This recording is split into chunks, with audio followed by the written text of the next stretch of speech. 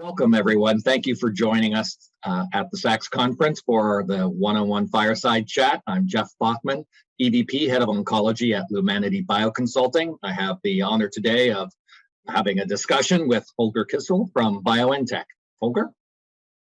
Yeah, thank you, Jeff, and thank you for the opportunity and the invitation to present here at the SACS conference and giving BioNTech and myself the opportunity to contribute to the conference. I very much look forward to our discussion and share a few insights which I have on the discussion and discussing immuno-oncology. Yeah.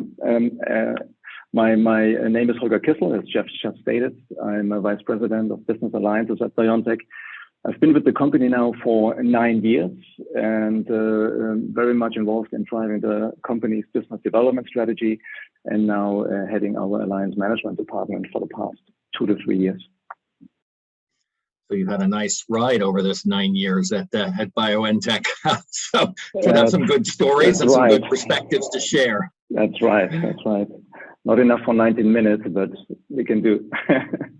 All right. Well, we'll see how much we can cover. It might be helpful just for, the audience who may not, be familiar with kind of the depth and breadth of BioNTech's pipeline and different technologies that you're deploying within the immuno-oncology space. To just talk briefly and introduce the audience to that, and then we can kind of get into a little more broader discussion of kind of how that aligns with kind of the unmet needs right now within immuno-oncology. Yeah, sure. Yeah, I think we are really a company that's now known, of course, because of our mRNA technologies and our mRNA COVID-19 vaccine. But it's important to point out that we're effectively technology agnostic. We have built a fairly large portfolio of technologies and now products that tackle the immune system and the tumor from various angles. So we have developed tumor targeting technologies, directly targeting the tumor using mRNA technologies, using cell and gene therapy technologies, and using antibodies on one hand. And on the other side, we have used similar technology platforms to modulate the immune system to further enhance the efficacy of T cells, for example, attacking the tumor. We are developing next generation checkpoint inhibitors, protein-based, together with our partners from Genmab.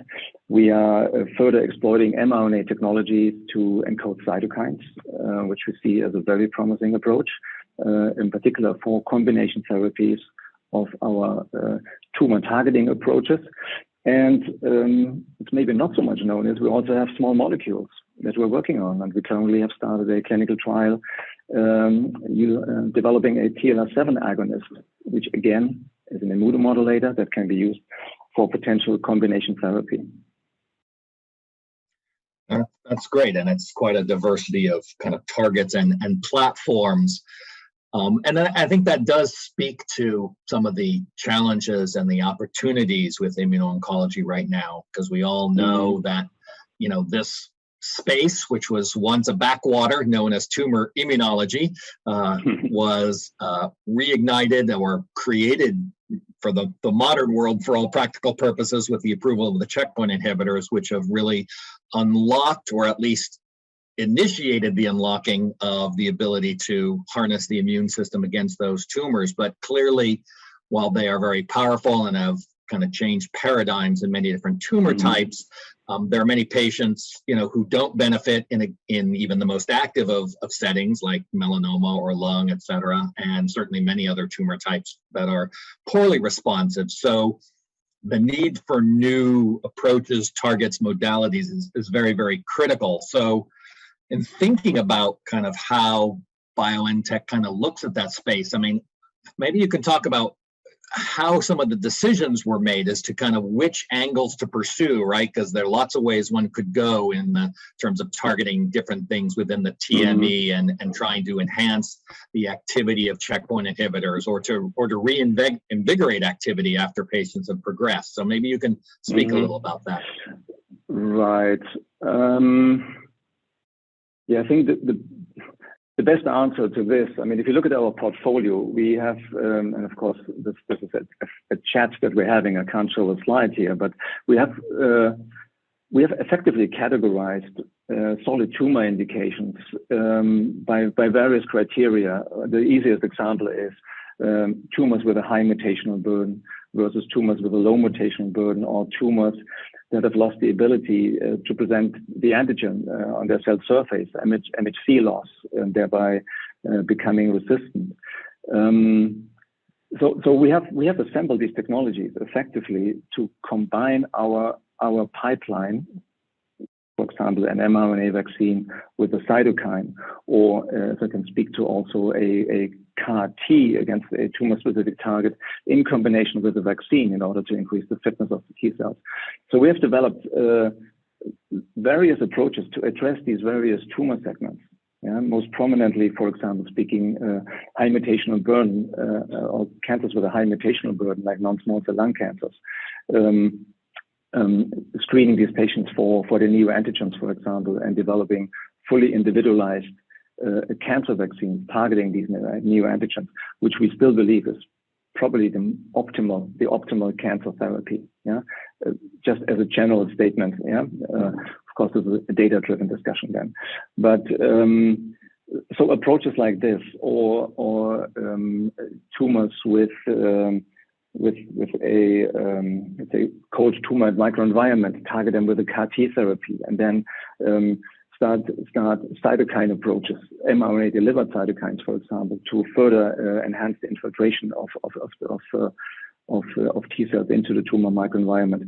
So I think this is the way how we're thinking about the tumor landscape, really understanding the tumor heterogeneity, and having now the I don't know what the right term here is. Luxury is maybe the wrong term, but having the opportunity, the large opportunity of a broad portfolio, as I just described, with various modalities, with the concept of targeting the tumor on one hand, modulating the tumor microenvironment on the other hand, and now coming at a stage for the company, which is very interesting, where we have pretty much all of our technologies, platform technologies, are in the clinic right now. Small molecules, antibodies, cell and gene therapy, mRNA, and collecting data on these monotherapies, to speak simplified, and now having this knowledge and starting actually the first trials, where we now can position the combination of our own products. So that's really the great opportunity that I think we are exploiting here at BioNTech.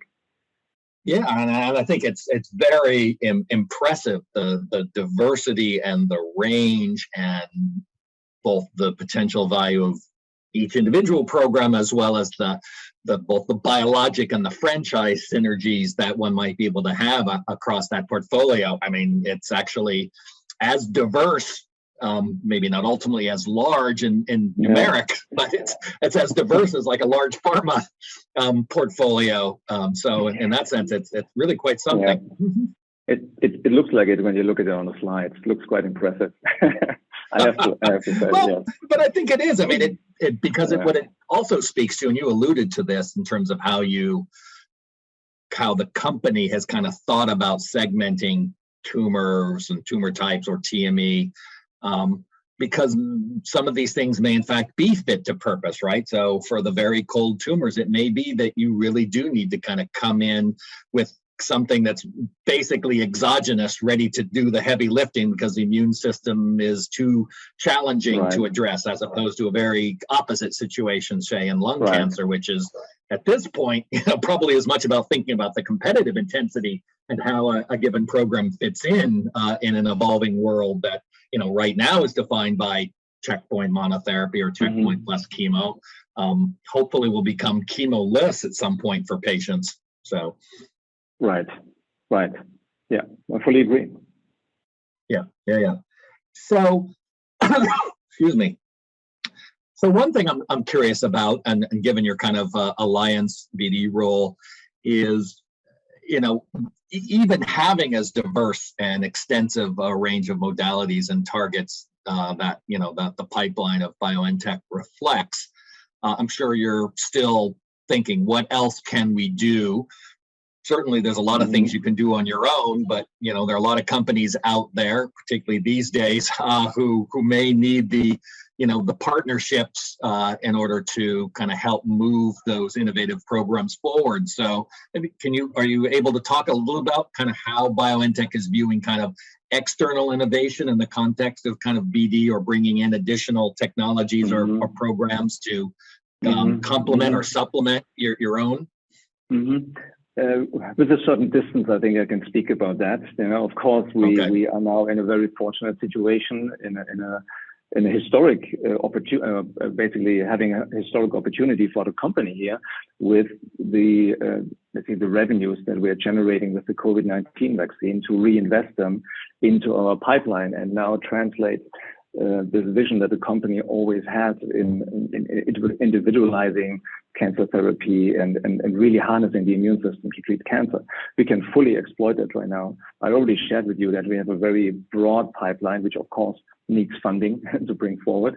But effectively, I mean, we're in a situation right now where we can identify, where are complementary assets, so there is either a product or a technology platform that could again fill, I wouldn't say a gap, but that could complement and further enhance any of the combinations that we're currently contemplating. I can't speak about any specific aspects here, but if you look at 2 deals that we've done recently that maybe speak to that. One is a deal with a UK-based company called Crescendo, developing nanobodies, which I think we find extremely interesting, and will exploit that opportunity to develop multi-targeted therapies as well as exploit them for our approaches in cell and gene therapy. We have recently announced a deal with a German cell and gene therapy company, Medigene, where we are investing in TCR assets.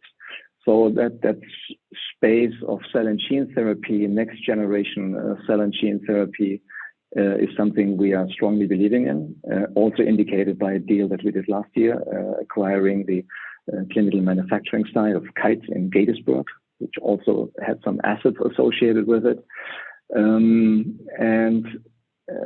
So I think there are investments we will be making. I think what I just described to you is indicating where we are going, and certainly we are of course on the lookout with the opportunity that I just described for additional assets, for potentially further combinations, but also maybe as standalone assets, maybe other checkpoint inhibitors. Yeah.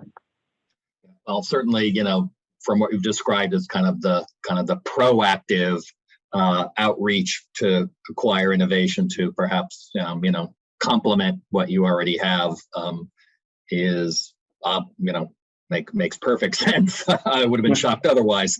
But it's also a situation where, given kind of the I was going to say the term war chest, but I don't want to use that term. But certainly kind of the cash on hand that BioNTech has, and in today's environment, I'm sure lots and lots of people are kind of approaching you, lots of things coming across the transom, which is a great position to be in. I mean, it allows you to be, to pick and choose, if you will. And so that, to use the word you were hesitant to use earlier, that is a nice luxury to be able to have. So I want to, though, that being said, one thing I do want to pick up on is, and you did talk about, within the portfolio, or at least things you could do next generation, I think that was the phrase you used, checkpoint inhibitors. But right now we are in a situation where, by and large, we would presume most programs need to somehow fit into the world of the extant checkpoint inhibitors. In particular, mostly that we're talking about Keytruda or Opdivo. And that raises the question of, therefore, you have to do those partnerships, or you have to at least consider the role those programs may play, or one has to think about developing or having one's own. And there's certainly some companies smaller than BioNTech and large pharma who have tried to access, their own checkpoints from Chinese companies, et cetera. I'm just curious to what degree you can speak about that from the BioNTech perspective, about kind of having your own anti-PDX agent versus partnering around those extant ones. Yeah, it's a complex question to answer. Yeah. So, I mean, maybe the first answer I would give, Jeff, is that, I mean, we invested many years ago in our own checkpoint inhibitor, or what we can call a next generation checkpoint, which is a bispecific, or two bispecifics actually. As I mentioned, we are developing with Genmab, the PD-L1 4-1BB, and then there was a CD40 4-1BB, with the first assets actually already in phase 2 trials in non-small cell lung cancer. So we have made that decision some time ago, and we are developing our own checkpoints. But speaking, I think what you mean is, looking at a company like BioNTech, or maybe looking at other biotech companies with a more diverse portfolio, or at BioNTech with our extensive vaccine portfolio, of course, having access to a PD-1 would be very good, right? if we had our own PD-1, and there was certainly how do I answer that? I mean, we have discussed this in length. Yeah, there are various options to access a PD-1 if you have a certain finance or money available. You can just buy them off the shelf for initial studies. Yeah, for improved indications. What we have also done, as exemplified by 2 deals with Regeneron, we have partnered to get access. We have partnered in non-small cell lung cancer for our vaccine. Lung cancer vaccine, and in melanoma, which is an ongoing phase 2 trial. Or you can also buy a PD-1, but that's a more complex undertaking, I think, especially these days. First of all, you need to understand why you want to do that, right? Do you want to really commercialize a PD-1 as a monotherapy and compete against the products on the market? There are 7 or 8. The generics will come up. I think the Keytruda patent is going to expire 27, 28. Prices are not cheap. Expectations are high. It's a difficult sell. And on top of that, with the news from Lilly Innovent, where it's you really have to look, where has the trial been conducted? What value do I get out of that? And often expectations can easily be misaligned, between the partner trying to sell you the PD-1 and what you think the value actually is. So I don't have a straight answer for you. I just can say it's difficult. I think I don't have a straight answer with PD-1. Maybe with the new checkpoint or new generation of checkpoints. It's recently the Nivo LAG-3 data that came out and the approval, focusing on new assets like LAG-3 or maybe TIGIT, etc., to start earlier, so to speak, building your combinations. Maybe that is a way to go. Yeah, I think that's a very fair answer, but basically what you've said is that, there's a time element here. And so there are things that are nearer term, so where you partner some of your programs with the companies with the approved checkpoints, because that's the most expedient and logical thing to do for fitting into the standard of care. And then meanwhile, you're progressing through perhaps some next generation things that may or may not kind of supplant or fit in either in the current world or post LOE for, which are at the end of this decade for most of the for the checkpoint inhibitors. Right. So whether it's the 2 bispecifics with Genmab or other things that you alluded to. And I think certainly one thing is clear in this discussion, and I know we're nearing the end of our time. I can't believe how fast it went, but despite that phenomenal productivity that BioNTech has had internally, and the diversity of the platform, that willingness and the recognition of still the value of other external innovation outside of BioNTech, as reflected in your deals with Crescendo and Metagene and Genmab, et cetera. I think that really speaks really well to the company. So despite your success, despite what you can do with your own platforms, recognizing that that's not often the be and end all. Mm-hmm. That's right. I mean, we are very ambitious. I think we have great scientists understanding the immune system in a very excellent way. But the field is developing. Just maybe one as a last comment here. I mean, a new horizon that is opening up is, for example, targeting tumor metabolism. It's very early. I think maybe there are very early clinical trials ongoing, but the Warburg effect, it's been around for 90 years. Yep. Data came out like 10, 15, 20 years ago, even indicating that, tumors are producing a lot of lactate. Now understanding and I think recognizing that some tumor metabolites actually inhibit the immune system, inhibit the immune response. I mean, it's just fascinating, right? So And I thought, of course, we're following all of this quite closely. Yeah, please don't overinterpret what I'm saying, but I'm just saying there's always something else coming up, and we have spent years and years and years on building our portfolio, but there will always be a next wave, and that's great. And there's lots of opportunity for many biotechs to be a part of that. Yeah, and great. Well, again, it's been fantastic talking with you, Holger, and again, congratulations on the platforms and the deals and the ongoing success, and we look forward to great things continuing for BioNTech. I want to thank the audience, and again, thank SACS organizers, and we look forward to other of the event sessions. So thanks again. Thank you for having me, Jeff, and thank you to the organizers, and thanks to the audience for listening. Great, thank you. Take care. Thank you. Bye-bye. Yep, bye.